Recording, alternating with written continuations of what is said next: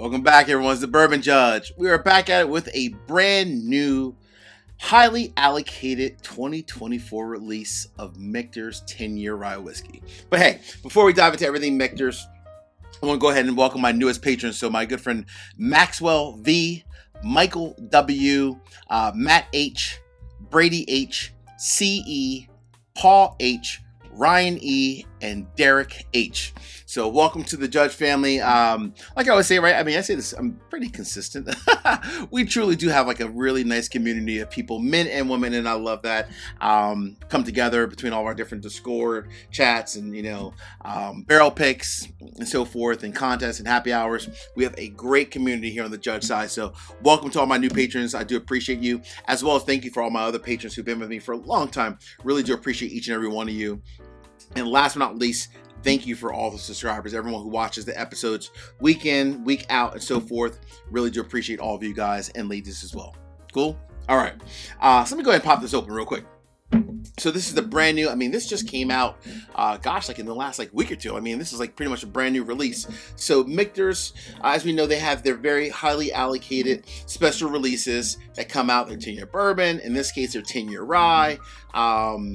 And most Michter's products, when they come out, they hit the market and they are highly sought after. They don't make a lot because what I respect about Michter's is the fact that they focus more on quality than quantity. And I'm okay with that. I really am. Even though a lot of their special releases are a little bit more expensive, I personally am okay with focusing more on quality than quantity. That's just for me. So the team at Michter's, oh, I love that sound. Woo! That was wonderful. The team at Michter's is led by, obviously, Dan McKee, the master distiller, and then also Andrea Wilson, the master of maturation. So both of those together, they're making sure that, when they're aging their whiskey, especially like Andrea in this case, when the whiskey is aging, that they're, doing it the right way. When they pick their barrels that are being included in the 10-year release for the bourbon or the rye, that they're selecting the top of the line barrels. And that's one thing that I think is very important and unique. They could easily just say, oh, this whiskey is, 10 years old. Let's just grab every single barrel that we have at 10 years old. They don't do that. They take whiskey. If it's not ready at 10 years, they might grab single barrels that are 11 years, 12 years, even 15 years old, or even older. They've been known to grab older whiskey as well. Because again, they're not focusing on just the easiest thing, which is just to grab the barrels that just hit 10 years. They focus on quality. And I respect that. I really do. I truly do respect that. So when you think about this release, obviously it's highly allocated. Michter's just won, I think, this is going back in fourth quarter. They won an award for, I think it's called the world's most admired whiskey brand by Drinks International. So their brand stands for itself. The whiskey itself, most important, stands for itself. And but it does come with a very hefty price tag, and we're going to get into that a little bit. But one thing that I think is very important when you think about these 10-year rye releases, or even the bourbon as well, because each one is a single barrel. They're a single barrel, but you'll always, if you ever want to know, for example, do I have the same barrel as you, or do you have the same barrel as some of your friends? Right here on the neck tag, it tells you the barrel number. The first two digits are the year. So, for example, mine says 24. Let me get the exact barrel number. So mine is 24. C as in Charlie 1485. So 24, C as in Charlie, 1485. That's my barrel number.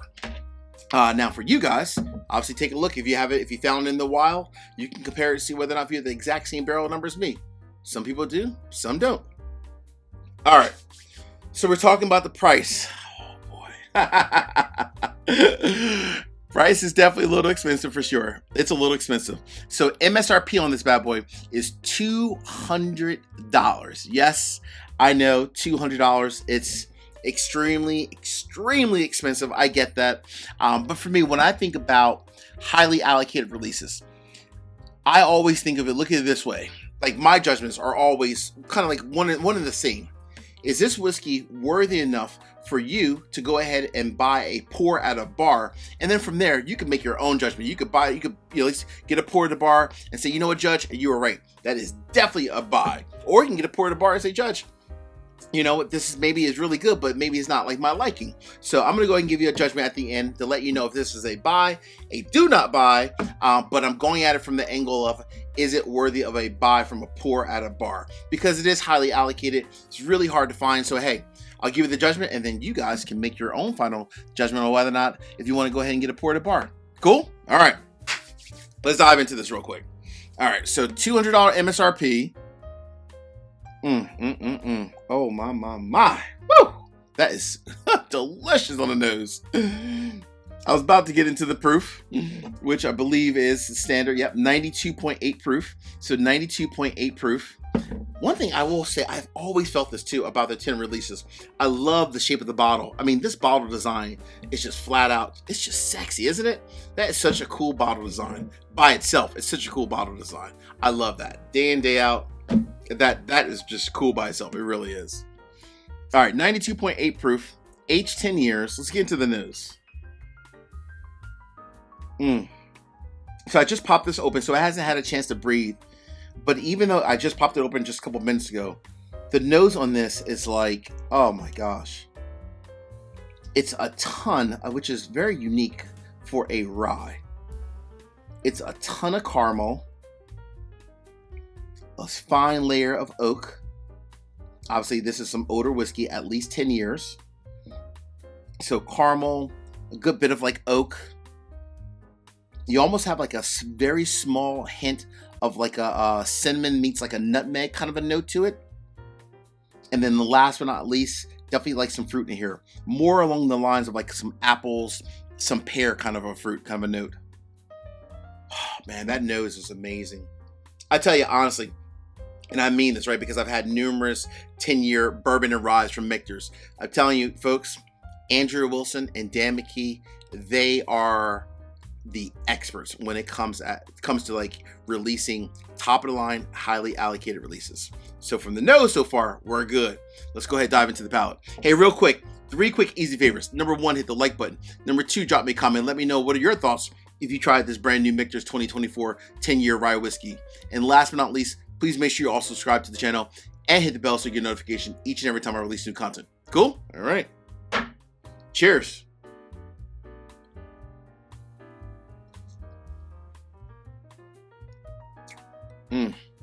Wow. Gosh, damn. That's so good. Gosh, that's so good. Oh my goodness, that is delicious. Wow. You would never think that is 92.8 proof. I'm telling you, there's no way you would think that if you sip this neat, that it was 92.8 proof. To me, that sips like a maybe 103, 105 proof. There are 2 things that I did not get as much of in the nose, but it really came through in the mid palate to the end of the palate. Those 2 things are, number 1, the oak was definitely there in the nose, but it's very prevalent in the palate all the way through, from the mid palate start, mid, and to the end of the palate to the finish. And then last but not least, I didn't get really that much of this at all in the nose, but in the palate, it was just an explosion of it. It also had a ton of vanilla. This is good, and I mean good. Goodness gracious. I gotta go back for another sip. Hold on.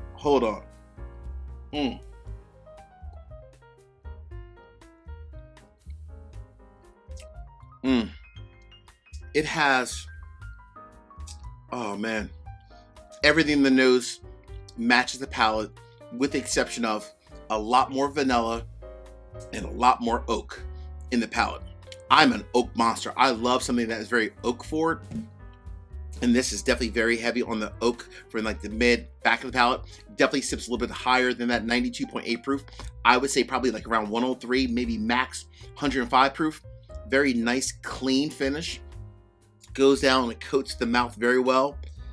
Folks, wow. So you asked, Judge, am I running out to at least go to a bourbon bar and buying a sample of this? Going to run out to my closest bourbon bar that I know gets everything, so I can at least try this for myself to make my own personal judgment if I should hunt for this in a while. To me, absolutely. This is flat out delicious. And I mean amazing. I'm not going to tell people to run out and just spend $200 because I try to be respectful of everyone's budget this day and age. I know costs are going up, but at least a pour at a bar, woo, that is straight up fire. And this is going to be shared with some of my friends very, very soon because it is definitely worthy of it. It is absolutely a special pour. Hey friends, until the next time, peace, cheers, most important, salute. Take care. See you guys.